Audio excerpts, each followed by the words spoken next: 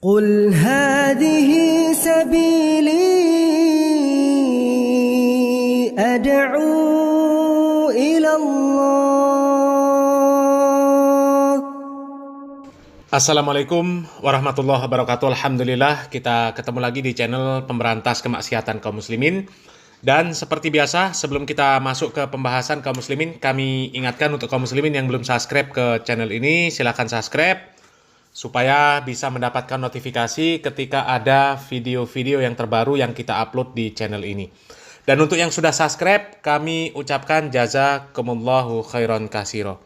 Dan kaum muslimin, kali ini kita akan membahas tentang orang-orang yang membenci dakwah sunnah kaum muslimin. Mereka yang tidak suka dengan perkembangan dakwah sunnah. Mereka yang selalu memfitnah dakwah sunnah kaum muslimin. Dakwah sunnah yang mulia ini, dakwah sunnah yang mengajak kaum muslimin untuk mengamalkan agama Islam ini sesuai dengan Al-Quran dan sunnah, sebagaimana yang difahami dan yang diamalkan oleh para salafus soleh, disebut oleh para pembencinya sebagai dakwah Wahabi. Dengan fitnahan-fitnahan yang luar biasa kaum muslimin. Dikatakan orang-orang Wahabi mengharamkan ziarah kubur.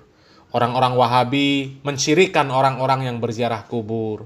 Orang-orang Wahabi melarang bersolawat. Orang-orang Wahabi melarang cinta kepada Nabi Muhammad SAW. Orang-orang Wahabi melarang kaum muslimin untuk membaca tahlil. Orang-orang Wahabi melarang kaum muslimin untuk membaca Yasin. Padahal itu semuanya adalah kegagalfahaman mereka. Tapi entah kaum muslimin, entah itu kegagalfahaman mereka, entah sebenarnya mereka faham, akan tetapi mereka takut kehilangan jamaah, sehingga mereka memelintir penjelasan-penjelasan para asatidz salafi, disampaikanlah kemudian kepada jamaahnya, supaya jamaahnya ini benci kepada dakwah sunnah kaum muslimin. Makanya ada ceramah-ceramah yang menuduh bahwa Salafi itu mengharamkan ziarah kubur, mensyirikan ziarah kubur, melarang sholawat, melarang cinta kepada Nabi, melarang membaca tahlil, melarang baca Yasin, dan lain sebagainya. Bahkan mengatakan doa untuk mayat tidak sampai. Itu kan kegagalfahaman mereka kaum muslimin. Entah kegagalfahaman, entah sengaja mereka memelintir karena takut kalau sampai kaum muslimin ini faham terhadap apa yang didakwahkan oleh para asatidz salafi, maka mereka akan kehilangan jamaah kaum muslimin. Dan di sini kita akan kembali menampilkan sebuah video kaum muslimin di mana seorang kiai yang menyebarkan fitnah terhadap dakwah sunnah kaum muslimin. Ya, ini entah karena kegagalfahaman beliau, entah memang itu sengaja beliau sampaikan, ya, entah karena sengaja beliau pelintir supaya jamaahnya ini tidak suka dengan dakwah salaf kaum muslimin, ya. Coba kita simak videonya kaum muslimin. Gampangnya ziarah kubur syirik, ziarah kubur nggak ada dalilnya, zikir keras nggak ada dasar hukumnya, ngopine kurang kental. Loh, takon pakare loh. Ini salah satu kiai yang kalau ceramah kaum muslimin yang penting lucu, ya, yang penting jamaahnya bisa ngakak. Ya, meskipun yang disampaikan hanya fitnahan, yang penting jamaahnya bisa ngakak kaum muslimin. Ya, dari mana asalnya ucapan bahwa orang-orang yang disebut salafi? Ini kan yang dituju adalah orang-orang salafi kaum muslimin, ya.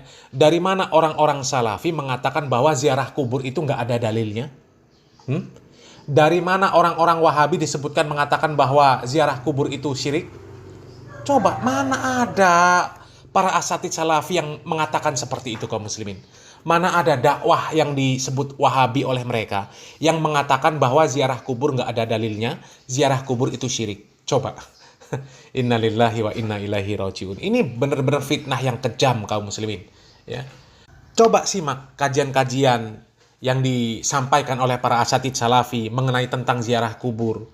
Berapa banyak juga artikel-artikel di situs-situs yang dibuat oleh orang-orang salafi. Di sana dijelaskan banyak sekali hadis-hadis yang memerintahkan untuk ziarah kubur.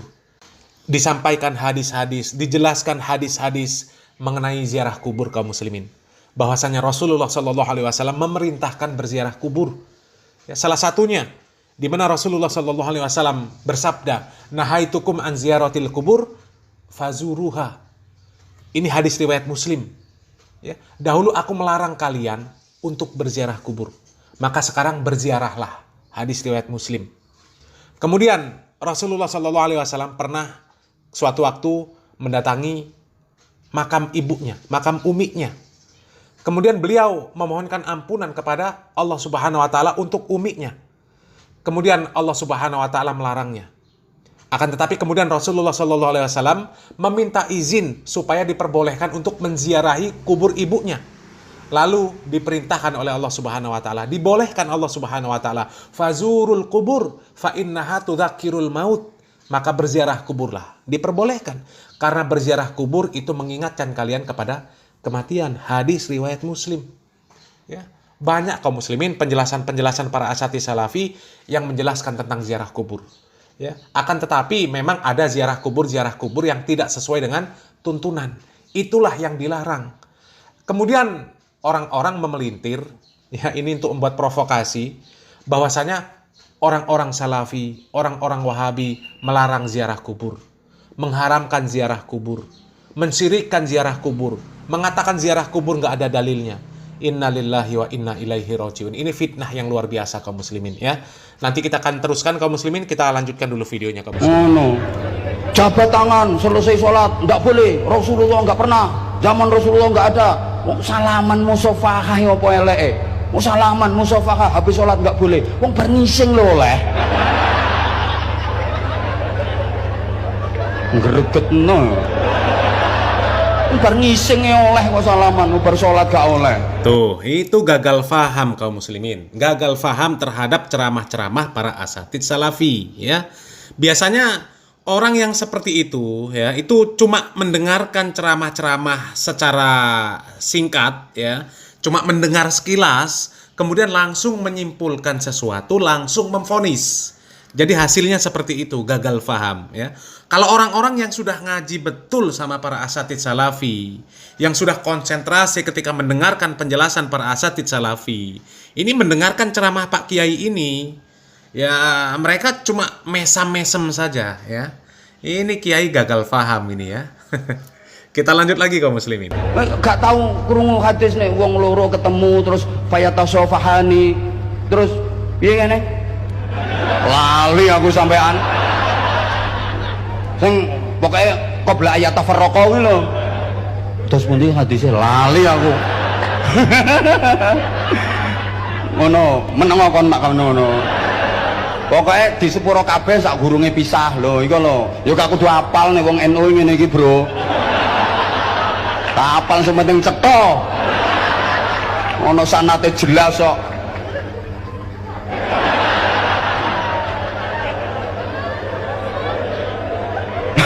Lah ya wong habis sholat baca zikir dikeraskan bareng-bareng sama jamaah, nggak ada dasar hukumnya. Rasulullah nggak seperti itu. Habis sholat terus kanjeng Nabi gak bar sholat terus gak zikir terus apa zaman kanjeng Nabi. Habis sholat terus gak zikir ngapain? Jotosan. Wah, aku tahu melu ngono iku pas diundang ning di masjid pokoknya punya BUMN udah dikuasai oleh sing kelompok ngono iku lho, sing celonone rodok cingkrang-cingkrang ngono iku. Masya Allah aku semeneng ae. Lah aku ijenan habis celonoan aku sarungan. Ya Allah, habis azan sampai komat kuwi yo enggak sholawat, enggak zikir, enggak apa. Lah nek wong nunggone enggak salah Allahumma sholli ala sayyidina Muhammad. No, sampai iqamah. Lah pantes ta. Iki enggak mau meneng tok. Demetenteng dhewe-dhewe. Aku itu petentengi, tak petentengi dhewe ngono wae. Mari ngono sampean tak sudono. Salat iki kan celonoan kabeh. Begagar. Ngamu ini. Jadi mereka merapatkan sofi ukurannya gak pundak, sikil. Nek sendak kewe nang dukur dodong nih, ngetangkring ini. Aku ya sakarepmu. Aku ya panggang ngene biasa. Nek kono celonoan sampe gagau, aku sarungan nek tawon bahaya. Karepmu mekengkeng kok karepmu. Aku biasa posisi tegak ngene kayak tentara kayak polisi. Salat itu gagah ya sufuna Bisalah kasufufihim fil qital. Posisi paling keren itu posisi sholat. Coba wong berdiri posisi paling gagah kan kayak gini. Nah, wong NU sholat yang ini, gak ngene lah apa? Iki ditolok ngadeg tok ae wis elek. Kaya wong wedok ngoyo ambek ngadeg.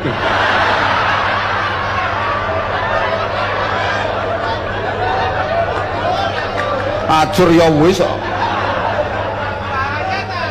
Gak bahaya.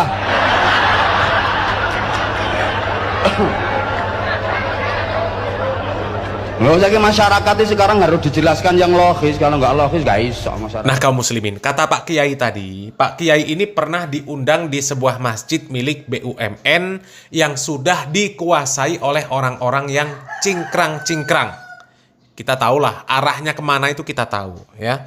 Kemudian Pak Kiai ini melihat setelah azan itu mereka yang cingkrang-cingkrang itu nggak ada yang zikir, nggak ada yang sholawat seperti orang-orang NU. Intinya nggak memanfaatkan waktu antara azan dan iqomat dengan baik. Ya, jadi ini gokil ceramah ini, ya. Dan sekaligus juga bahaya ini, ya. Kalau nggak diluruskan bahaya ini. Ini fitnah, ya. Karena Kiai ini merasa ketika menyampaikan seperti itu, dia itu sedang menasehati, sedang mewanti-wanti supaya jamaahnya nggak ikut pemahaman yang seperti itu. Dan wajar kaum muslimin, ya. Kalau memang ada pemahaman yang seperti itu, mengatakan ziarah kubur itu nggak ada dalilnya, ziarah kubur itu syirik, nggak boleh salaman setelah sholat, dan lain sebagainya, maka wajar kalau masyarakat ini, jamaah ini, diwanti-wanti jangan sampai ikut pemahaman yang seperti itu. Karena memang bahaya yang seperti itu. Dan wajar kaum muslimin kalau kemudian jamaah NU itu banyak yang gak suka dengan dakwah salafi. Karena apa? Karena yang disampaikan kepada jamaahnya seperti itu. Padahal itu gagal faham. Realitanya tidak seperti itu. Apa yang disampaikan oleh para asatidz salafi itu tidak seperti itu. Ya. Sekarang kita bantah kaum muslimin, ya. Kita bantah, kita buktikan apakah benar dakwah salafi itu mengatakan bahwa ziarah kubur itu adalah syirik dan tidak ada dalilnya, ya. Kita simak ceramah yang satu ini kaum muslimin. Jadi Anda perhatikan ya, bahwa ziarah kubur itu secara hukum syar'i hukumnya sunnah. Ziarah kubur, perhatikan tuh, ziarah kubur dianjurkan. Tujuan ziarah kubur apa tujuannya? Yang pertama mengucapkan salam.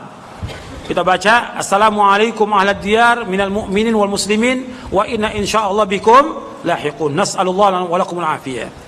Yang kedua mendoakan si mayit dan penghuni kubur semuanya kaum muslimin. Yang ketiga mengingatkan kita kepada mati dan kepada akhirat. Itu tujuan dari kubur.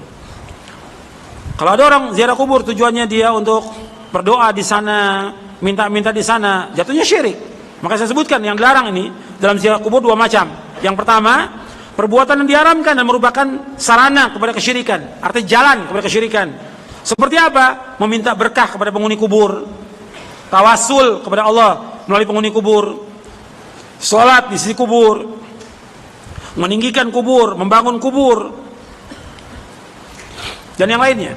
Nah kaum muslimin, jelas ya, itu penjelasan dari Ustadz Yazid bin Abdul Qadir Jawas hafizallahu ta'ala. Ziarah kubur itu sunnah, ada dalilnya, bukan syirik. Ya, asal caranya benar. Jadi mana buktinya orang-orang yang katanya cingkrang kemudian melarang ziarah kubur, mensyirikkan ziarah kubur, mengatakan tidak ada dalilnya? Coba, itu jelas ya penjelasan dari Ustadz Yazid. Kalau kurang puas silakan cari-cari lagi ceramah-ceramah ustadz-ustadz yang katanya cingkrang, ya. Dengarkan penjelasan mereka tentang ziarah kubur. Apakah ada mereka mengatakan ziarah kubur itu syirik? Ya, nggak ada dalilnya. Nggak akan ada, ya. Nggak akan Anda temukan mereka mengatakan seperti itu. Ya, jadi kiai itu bisa jadi gagal faham, bisa jadi sengaja memelintir penjelasan ustadz-ustadz salafi yang tujuannya untuk mengadu domba supaya untuk menjauhkan orang-orang kaum muslimin dari dakwah salafi. Nggak ada ustadz-ustadz salafi mengatakan seperti itu, ya. Tapi kalau di kuburan minta-minta, kuburan dibangun megah, ya, dimewahkan, dijadikan tempat ibadah, itu yang nggak boleh. Dan apakah ada yang seperti itu? Banyak sekali, ya. Itu yang zikir-zikir minta fulus itu, ya. Banyak lah. Jadi jangan gagal faham ya. Kemudian masalah zikir berjamaah ya. Bagaimana penjelasan Ustadz Salafi? Kita simak lagi videonya kaum muslimin. Apakah ada tuntunan zikir bersama kalau tujuannya untuk mengajari, ya, untuk mengajari setelah sholat, zikirnya dikeraskan. Tujuannya supaya apa? Supaya jamaahnya hafal. Karena rata-rata jamaahnya belum hafal. Itu tidak apa-apa. Kata para ulama, diantaranya Imam Syafi'i, kalau setelah sholat tujuannya untuk mengajari, itu tidak apa-apa. Tapi kalau sudah bisa, apa yang sih diajari baik? Ya, sampai kapan? Oh, sudah bisa ya sudah, tinggal sendiri. Ya, misalnya panjenengan ketika TK atau ketika SD dilatih untuk membaca huruf abjad. B A ba, P A K, ba pak. Dieja, dilatih kita seperti itu. Kalau kita sudah bisa baca, masa kita mau dilatih dieja seperti itu lagi? Mau enggak? Panjenengan purna mboten? Enggak mau. Wis bisa kok, dadakan dituntun baik, ya. Jadi kalau sudah bisa ya sudah. Ya, kalau sudah bisa ya sudah. Kembali kepada tujuan atau kembali kepada tuntunan yang diajarkan oleh Nabi Shallallahu Alaihi Wasallam, yaitu berzikir sendiri. Tuh kaum muslimin ya, zikir bersama-sama, bareng-bareng. Kalau dalam rangka mengajarkan kepada jamaahnya supaya hafal itu nggak apa-apa. Tapi kalau sudah hafal ya sendiri-sendiri. Apalagi zikir setelah sholat, ini kan nggak cuma satu macam bacaannya. Bisa jadi masing-masing orang itu beda yang dipakai. Dan memang tidak ada keharusan zikir berjamaah. Ya, nggak ada keharusan zikir ngikutin imam. Nggak ada. Selesai salam ya sudah masing-masing. Masing-masing. Apakah mau berzikir, apakah mau langsung pulang, itu nggak ada urusan. Nggak ada masalah. Begitu juga dengan doa. Kita punya hajat masing-masing. Nggak harus berjamaah, nggak harus. Ya. Banyak penjelasan-penjelasan para Ustadz Salafi yang menjelaskan tentang masalah ini. Silahkan cari video-video mereka ya. Sekarang ini kita sudah dimudahkan ya, dimudahkan. Kalau mau cari informasi itu sudah dimudahkan. Tinggal klik cari apa yang akan kita cari, sudah keluar semua. Ya. Kemudian masalah salam-salaman setelah sholat. Siapa yang ngomong nggak boleh? Boleh. Siapa yang melarang? Nggak ada. Mau setelah sholat, ya. Mau setelah berzikir, mau baru pas masuk masjid salaman, itu juga boleh.